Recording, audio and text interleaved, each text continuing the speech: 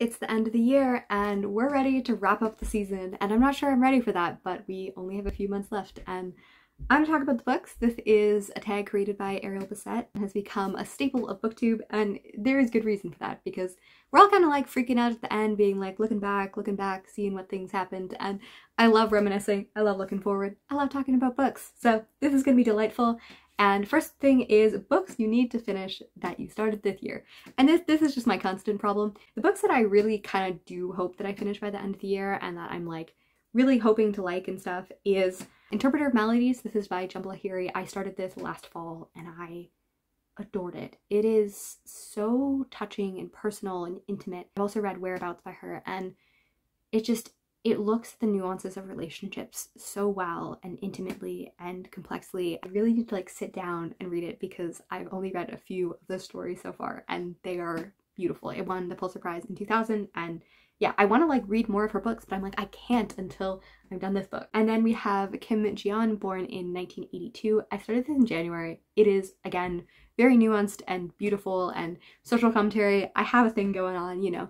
And this is a banned book in South Korea because the author chose to use the name that was most popular of any woman born in 1982. In it, she blends both fiction and nonfiction because she takes the stories of a fictional woman. She uses real stats and real studies to back up the claims and the stories in which she is weaving. And it is an incredibly powerful book. I think I read probably 60 or 70 pages of it, and I am in awe of it. And school and a lot of other things happened and I haven't picked it back because I do kind of like Interpreter Valley, just want to sit down and finish it, but I need to like a day. I need like a full day. I need to like to dedicate a day to each of these to just finish and love them. Then we also have Whose Body, which is a book that I just recently started. I have it right here. It is by Dorothy L. Sayers. I have also been starting to read more Agatha Christie, and this is a book that I'm enjoying. I'm enjoying the mystery and I want to read it. I also have an Agatha Christie I'm in the midst of, but I want to finish this mystery first. And yeah, those are the books that I'm really hoping to. I'm also hoping to read several of the others as well, but I don't want to put too much pressure on myself. And again, if I don't finish books, I'm not going to beat myself up for it, because I do think that we have a very long time to read books, and there's things like 5th season is kind of up there, and I had like a 2-year from the time I started it to the time I finished it, and I'm really glad I did that because I loved it in the end. And then we have autumnal book to transfer into the autumnal season, and for this I chose a book that I'm also currently reading, and I'm just having a delightful time with it, which sounds, again, very strange, but it's the history. I've noticed throughout this year that I really enjoy books that are almost like coffee table books, tables in which they just allow you to have a story in a small bit. And this is called Underground Railroad Next Stop Toronto. It is curated partly by Adrian Shad, but also has many collections. It was originally published in 2002 or 2001, somewhere in there, and it's also an exhibit that is now a permanent exhibit in Toronto, and it looks at the stories of Black Canadians and their things from early times in which there was slavery in the pre-colonial Canada before it was called that, and yeah, and the ways that happened, and then how that immigrated from, you know, free states or people escaping slavery. And it really zooms in on these stories, and it also like looks at like how we know. So it's like, it is almost an ongoing history, and because they've adapted it, they're like, oh, these are the histories I've found and these are the research we've done. And it's not like trying to like be grand, it's trying to be intimate, and I feel that way. Like, I feel like there's a reason we have Nonfiction November, and like fall feels like a time for history. It feels like a time of, I don't want to say coziness because it's not coziness, like it's dealing with the ways in which oppression and stories of their life, but it feels like every day. It feels, you know, you're reading about someone's life, you're reading about their story, and you're sitting down and you're taking stock of the ways in which that has formed the world you live in. I live very close to Toronto. I've never lived in Toronto, but I've driven through it a lot. I live, you know, an hour south of it, and I grew up 4 hours north of it, I guess. And yeah, I travel through it all the time to visit my family, and it's a cultural point in Canada. Today, 52% of Toronto is visible minorities. It is a central of immigration, it's a central of culture in Canada, and looking at the ways in which that began and the stories that were built on that. And it's very interesting. So I'm really enjoying it, and I'm taking my time of just like every time like I like begin it, I'm like, oh, I'm gonna read a few pages, and I like end up reading like several chapters. So it's delightful. The next one is there a new release you're still waiting for? And I'm still waiting for Curse by Marissa Meyer. I love her. You know, you might have noticed a theme.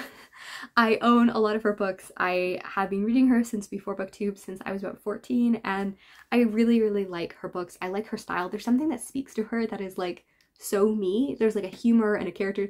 Like I gave Gilded, the first book in the series, to my roommate who was reading it, and she was like, oh, this is so cute. Because it's like, you know, it's about a woman who like is a school teacher because she doesn't want a spinner, and she's just like telling stories to like the children and like teaching them about ones, and you know, making yarns of stories. And you know, it's just like my vibe. Like you know, if I lived in the old days, I'd be like a school teacher assistant telling like, you know, crazy stories to children and playing with them. That would be my vibe.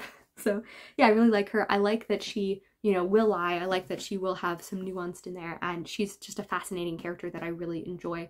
It's a retelling of Rumpelstiltskin and the miller's daughter and all of that, and it's so fascinating. And there's a cliffhanger that just ends. Actually, I think it's only duology too.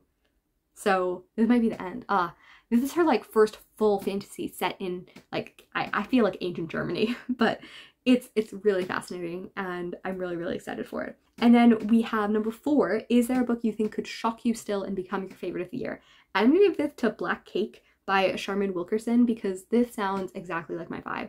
So pretty much it's a family who is very, very separated by, I don't know, indulgences and quarrels throughout the years. I think they're kind of in their 30s, 40s now, and their mother dies.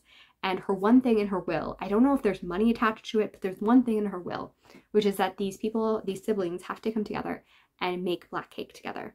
It is something that is historical and in family roots and legacies and stuff. And I love cooking. I love the ways in which it brings people together. I worked as a cook in the past. I love cooking as a hobby. And I do think that it really brings people together, and there's an intimacy to it. So I love the ways that this is hopefully going to be indwelled in the stories, and it's about people who have come apart and have quarrels and have, you know, nuanced situations that are traumatic, and they're going to discuss it. And I'm really, really excited for that. That is a book that I think could wow me and become a favorite.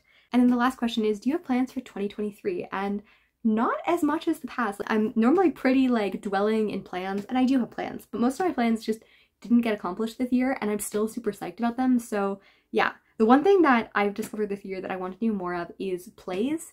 I don't know if I want to make like a play readathon or like something like that. I love plays, and just dwelling in them is super fun. I've also gone and seen several Stratford plays and stuff, which is just delightful. So something theater related, and I still want to do something like 17th century related. I have Aberdeen, which I have not read, and some classics and stuff like that. And yeah, I don't know. I want to cook that in my brain a little bit more and do that. But I'm pretty happy. Like, I do want to read more Latinx and Indigenous books, which are authors that I meant to read more of this year that just have not been played up as much. So I want to be more thoughtful and more intentional in that next year. Overall, I have not figured out exactly what my plans are for 2023. I'm becoming less goal-oriented in my old age, apparently. But let me know what you're reading. This is one of my favorite tags, so if you'd like to do it, I would love to know that you did it and watch it, because it's just fun to watch.